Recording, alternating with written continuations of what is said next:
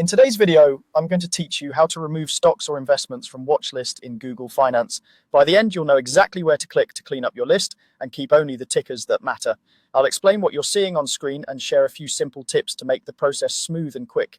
First, open your browser and go to google.com Finance. This is Google's dashboard for market data, charts, and your saved lists.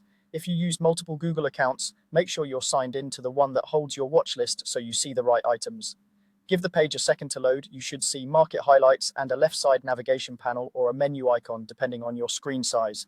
Next, look to the very top left corner and click the three horizontal lines, often called the hamburger menu. This button expands the navigation so you can access your personal lists.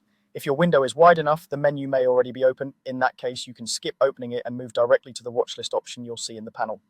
Now click Watchlist. This takes you to the list that contains the stocks, ETFs, indexes, or cryptocurrencies you've saved to track. You'll see each item in a row with its name, ticker symbol, price, and daily change.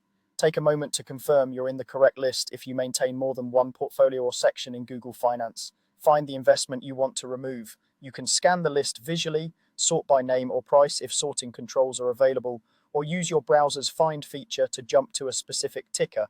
As you hover over each row, small action icons may appear on the right side. Keep your cursor steady on the row you intend to modify so the icons remain visible. When you've located the right item, click the X icon to delete it from the watch list. This action removes the entry immediately.